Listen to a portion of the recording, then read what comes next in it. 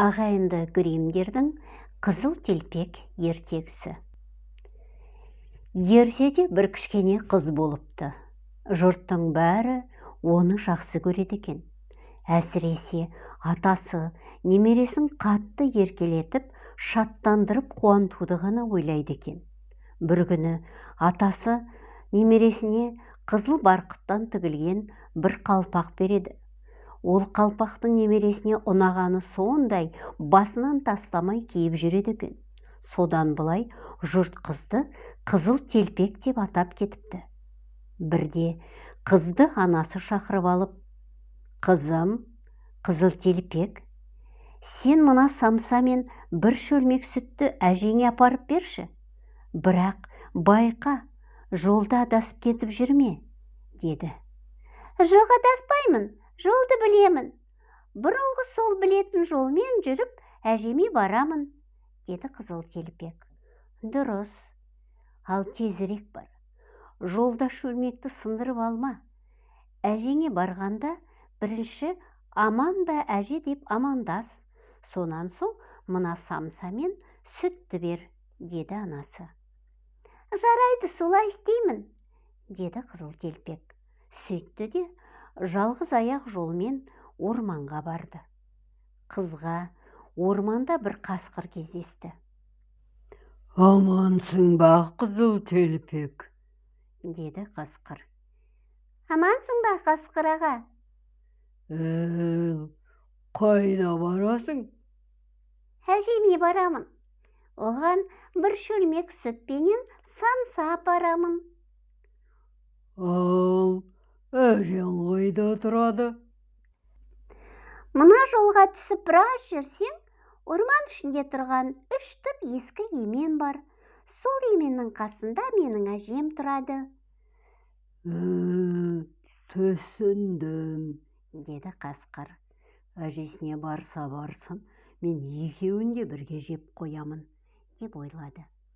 Сөйтіп қызыл телпектің соңынан жүрді де оған: «Ей, қызыл телпек, мұны айналаңа қарашы, әдемі гүлдерді. Бұл жерден әжеңе арнап гүл теріп алсаң болмай ма?» Қызыл телпек жайқалып тұрған әдемі гүлдерді көрді. Ол жолдан бұрылып, орманнан гүл тере бастады. Қасқыр жалғыз аяқ жолмен тура тартып, бір уақытта 3 ескі еменді көрді. Емен ағашының саясында бір аласа үй тұр екен. Қасқыр үйге келіп табанымен есікті қақты. «Бұл кім?» деп сұрады әжесі. «Бұл мен, қызыл телпек», деді қасқыр даусын өзгертіп. «Саған самса мен сүт әкелдім». «Есіктің тұтқасын баста кір», деді әжесі. Қасқыр табанымен тұтқаны басқанда есік ашылып кетті. Ол кемпірге тұра ұмтылды. Сөйтіп оны жұтып жіберді. Содан ол басына кемпірдің орамалын жауып, кереуетке жатып ұйықтап қалды. Бұл уақытта қызыл телпек көп гүл теріп алып, әжесінің үйіне келген еді. Келсе, есік ашық тұр. Оны көріп қызыл телпек қатты таңданды. «Әжемнің есігі бүйтіп неге ашық тұр? Әлде бірдеңе болды ма екен?» деп ойлады. Үйге кіріп: «Амансың ба, әже?» деді. Қасқыр үндемеді, жауап та қайырмады. Қызыл телпек кереуетке жақын келіп қараса, көрпе астында дөңкиіп біреу жатыр. Әжесіне тіптен ұқсамады. Қыз оған үңіліп: «Әже, құлағың неге үлкен?» деді. «Сені анық есту үшін», деді қасқыр. «Ал көзің мұнша неге үлкен?» «Сені анық көру үшін».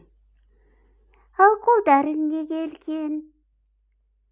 «Сені қатты қысып құшақтау үшін». «Ал енді аузың мұнша неге үлкен?» «Сені жеп қою үшін», деп қасқыр атылып қызыл телпекті жұтып жіберді. Сөйтті де ұйқы басып қорылдап жатып қалды. Кенет бұл маңайдан бір аңшы өтіп бара жатыр еді.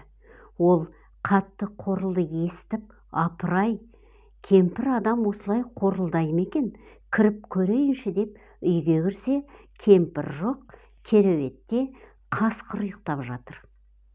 Ей, кәрі қарақшы, ақыры қолға түстің бе? Деді аңшы. Сөйтіп, ол мылтығын көтеріп қасқырды көздей бергенде, қасқырдың ішінен кемпір мен қызыл телпек айғай салып, «Құтқара көр бізді!» деді.